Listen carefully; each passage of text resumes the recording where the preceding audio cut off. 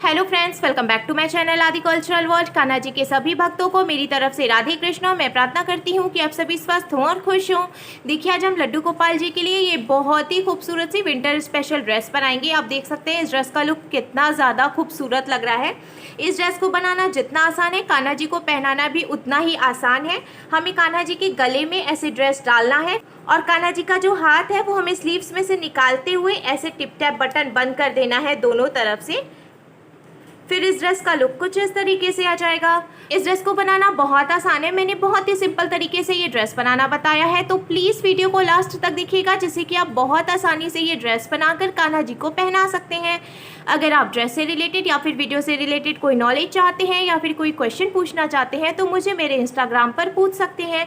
मेरा Instagram handle है आदि कल्चरल वर्ल्ड 268। साथ ही साथ मुझे फॉलो भी करें। तो चलिए फ्रेंड्स, अब हम ये बहुत ही खूबसूरत सी लड्डू गोपाल जी की विंटर स्पेशल ड्रेस बनाना शुरू करते हैं। इसके पहले अगर आपने अब तक मेरे चैनल को सब्सक्राइब नहीं किया है तो प्लीज़ मेरे चैनल को सब्सक्राइब कर लीजिए। साथ ही साथ बेल आइकन भी प्रेस करिए, जिससे मेरे आने वाली वीडियोज़ की नोटिफिकेशन आपको सबसे पहले मिले। ड्रेस बनाने के लिए हमने डार्क पिंक कलर का ऊन ले लिया है। ये ऊन जब हम सिंगल यूज़ कर रहे थे तो थोड़ा पतला लग रहा था, तो इसीलिए मैंने इसको डबल करके यूज़ किया है। और साथ में हमने ये जो क्रोशिया ली है ये 10 नंबर की है। तो सबसे पहले हम एक लूप बनाएंगे। इस तरीके से ऐसे क्रॉस करते हुए हमें लूप बनाना है। मैं ऐसे रख के दिखाती हूँ जिससे आपको समझने में आसानी होगी। लूप बनाने के बाद हमें उंगली में ऊन को लपेटना है और इस हाथ में हम ऐसे पकड़ लेंगे लूप को। फिर लूप के अंदर से क्रोशिया को डालना है हमें, और ये जो ऊन है इसके नीचे से हम क्रोशिया को डालेंगे और हुक में फंसाकर लूप में से निकाल लेंगे। अब देखिए यहाँ पर एक फंदा बन गया है। फिर से हम क्रोशिया में ऊन को लेंगे और हुक में फंसाकर इस लूप में से निकाल लेंगे। तो ऐसे ये एक चेन बन गई। फिर से हम क्रोशिया में ऊन को लेंगे और हुक में फंसाकर इसमें से निकाल लेंगे। तो देखिए दूसरी चेन बन गई। तो इस तरीके से हमने देखिए टोटल 30 यानी कि 30 चेन बना ली है। अब हमें इसको लॉक करना है। तो देखिए जो पहली वाली चेन थी ना, यहाँ पे ऐसे हम इसको गोलाई में मोड़ेंगे और जो पहली वाली चेन है उसके अंदर हमें क्रोशिया को डालना है। फिर ऊन को क्रोशिया में फंसाकर इस चेन में से निकाल लेना है। अब देखिए क्रोशिया में 2 फंदे हो गए, तो जो इधर वाला फंदा है इसको हमें इस वाले फंदे में से निकाल लेना है, जिसको कि हम स्लिप स्टिच बोलते हैं। तो ऐसे निकालने के लिए आसान तरीका होगा कि पहले हमें ऊन को ऐसे टाइट करके खींचना है, फिर हुक में फंसाकर बहुत ही आसानी से देखिए हम इस वाले फंदे में से इसको निकाल लेंगे। तो अब ये लॉक हो गया है और सर्कल की तरह बन गया है। अब हम हर एक चेन में एक एक बार सिंगल क्रोशिया बनाएंगे। तो पहले हम एक चेन बना लेंगे। अब इसके बाद वाली जो चेन है इसमें हमें क्रोशिया को डालना है, ऊन को फंसाकर निकाल लेना है। क्रोशिया में देखिए 2 फंदे हो गए, तो हमें क्रोशिया में ऊन को लेकर इन दोनों फंदों से निकाल लेना है। फिर से हम इसके बाद वाली चेन में क्रोशिया को डालेंगे, ऊन को फंसाकर निकाल लेंगे। 2 फंदे हो गए, तो क्रोशिया में ऊन को लेकर हमें इन दोनों फंदों से निकाल लेना है। इसी तरीके से हमें हर एक चेन में एक एक बार सिंगल क्रोशिया बनाते हुए पूरी लाइन कंप्लीट कर लेनी है। हमने हर एक चेन में एक एक बार सिंगल क्रोशिया बनाते हुए पूरी लाइन कंप्लीट कर ली है। अब शुरू में हमने ये जो एक चेन बनाई थी उसमें हम डालेंगे क्रोशिया को और ऊन को फंसाकर हमें निकाल लेना है। देखिए क्रोशिया में 2 फंदे हैं, तो इस वाले फंदे को हमें इसमें से निकालना है और स्लिप स्टिच लगाना है, जिससे कि ये यहीं पर सर्कल में लॉक हो जाएगा। अब हम 3 चेन बनाएंगे, 1 2 3 चेन बनाने के बाद अब जो दूसरे नंबर की चेन है यहाँ से हम डबल क्रोशिया बनाएंगे। तो हमें क्रोशिया में ऊन को लेना है और इस चेन में डालना है।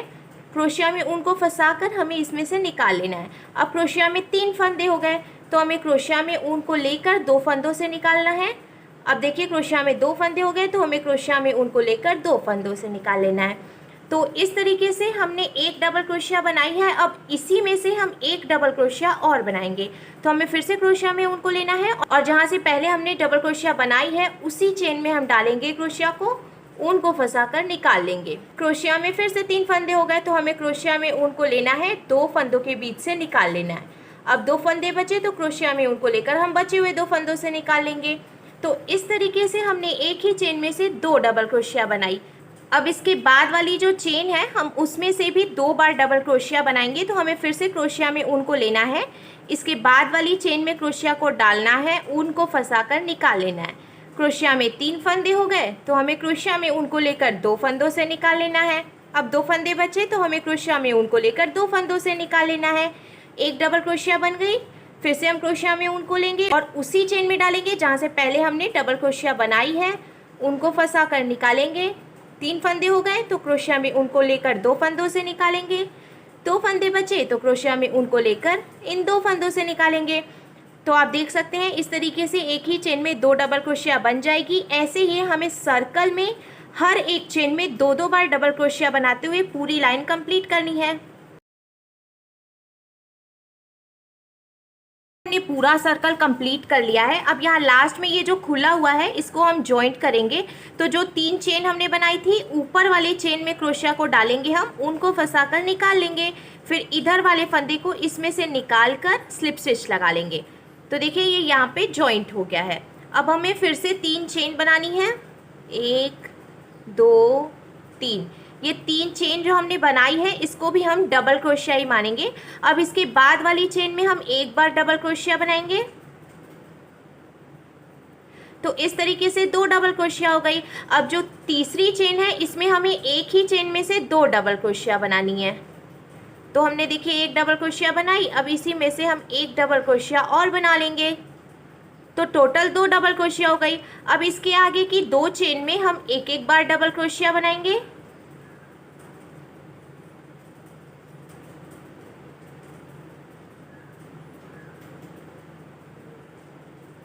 और तीसरी चेन में हम फिर से एक ही चेन में से 2 बार डबल क्रोशिया बनाएंगे।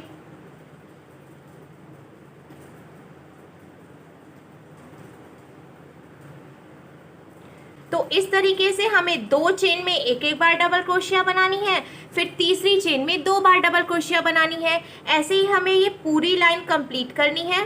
तीसरी लाइन बनाकर कंप्लीट करने के बाद भी देखिए बिल्कुल परफेक्ट सर्कल बन गया है। अब यहाँ लास्ट में हम इसको फिर से स्लिप स्टिच लगाकर यहीं पे जॉइंट कर लेंगे। तो जो 3 चेन है पहली वाली चेन में डालेंगे, उनको फंसा कर निकालेंगे और ऐसे स्लिप स्टिच लगा लेंगे। अब हमें फिर से 3 चेन बना लेनी है, 2 3, और इसके आगे की 2 चेन में हमें एक एक बार डबल क्रोशिया बनानी है।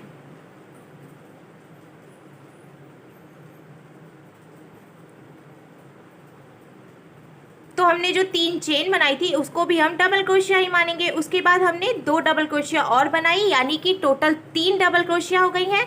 अब चौथी चेन में हमें एक ही चेन में से 2 बार डबल क्रोशिया बनानी है, एक, फिर इसी में से हम एक बार और डबल क्रोशिया बनाएंगे। तो ये टोटल 2 डबल क्रोशिया हो गई। अब इसके आगे की 3 चेन में हम एक एक बार डबल क्रोशिया बनाएंगे, 1 2 3। 3 चेन में एक एक बार डबल क्रोशिया बनाने के बाद अब चौथी चेन में हम फिर से एक ही चेन में से 2 बार डबल क्रोशिया बनाएंगे।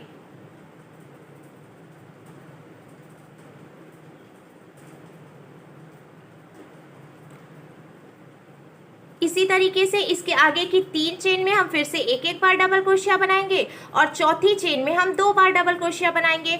ऐसे ही हमें ये पूरी लाइन कंप्लीट कर लेनी है। चौथी लाइन कंप्लीट करने के बाद अब देखिए ड्रेस का लुक इस तरीके से आएगा। अब यहाँ फिर से हमें इसको लॉक कर लेना है स्लिप स्टिच लगाकर, जैसे कि हमने पहले 3 लाइंस में इसको लॉक किया था। तो जो पहली वाली चेन है इसमें डालकर उनको निकाल कर और फिर स्लिप स्टिच लगा देंगे। हम फिर से हमें 3 चेन बनानी है और 3 चेन बनाने के बाद ये एक डबल क्रोशिया हो गई। इसके आगे की 3 चेन में हम एक एक बार डबल क्रोशिया और बनाएंगे।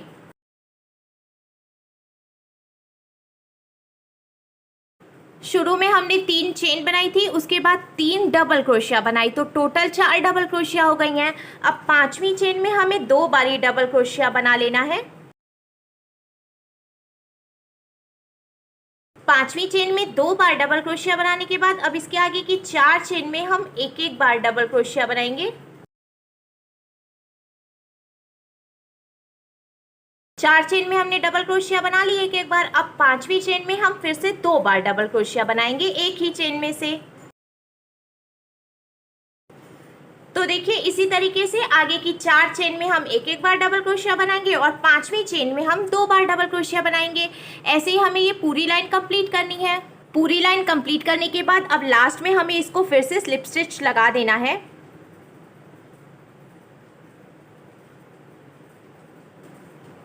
और देखिए एक फंदा बचेगा तो अब हम इसको यहीं पे लॉक कर लेंगे। पहले हमें फंदे को बड़ा करना है और ये जो ऊन है इसको इसमें से निकाल कर ऐसे टाइट करके यहीं पे लॉक कर देना है, थोड़ा सा छोड़ते हुए फिर हम ऊन को कट कर देंगे। लॉक करने के बाद अब पोंचो बनकर बिल्कुल तैयार है। अब हमें इसमें येलो कलर का ऊन जॉइंट करना है। तो सबसे पहले हमें देखिए इसको बीच में से बराबर करते हुए एक बारी फोल्ड करना है, फिर एक बार और हम इसको ऐसे फोल्ड कर लेंगे। अब यहाँ सेंटर से हमें इसको मेज़र करना है।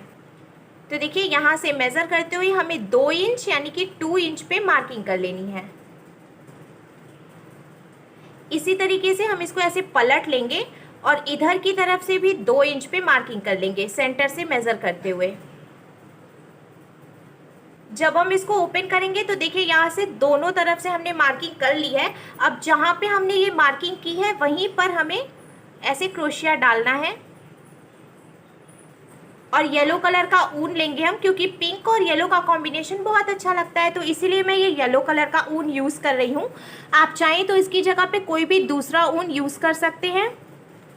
अब ये ऊन जो है इसको हमें इसमें से निकाल लेना है और यहीं पर नॉट लगाकर हम इसको ऐसे जॉइंट कर लेंगे।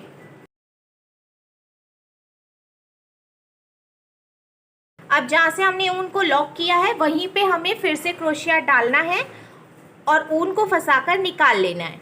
अब हम 3 चेन बनाएंगे, 1 2 3। हमने देखिए 3 चेन बनाई। अब यहाँ से लेकर यहाँ तक जो हमने मार्किंग की है यहाँ तक हमें हर एक चेन में एक एक बार डबल क्रोशिया बना लेनी है। पूरी लाइन कंप्लीट करने के बाद अब लास्ट में हमें फिर से 3 चेन बनानी है, 1 2 3 चेन हमने बना ली। अब इसके आगे की 4 चेन में हम एक एक बार डबल क्रोशिया बनाएंगे।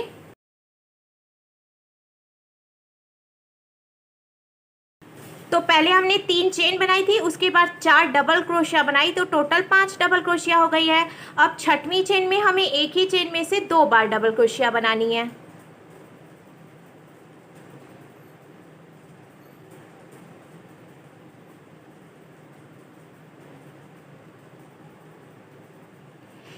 अब फिर से हम इसके आगे की 5 चेन में एक एक बार डबल क्रोशिया बनाएंगे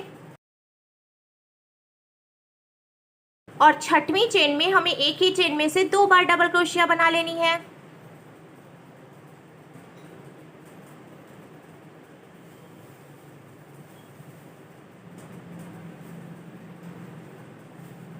इसी तरीके से इसके आगे की 5 चेन में हम फिर से एक एक बार डबल क्रोशिया बनाएंगे और 6वीं चेन में 2 बार डबल क्रोशिया बनाएंगे।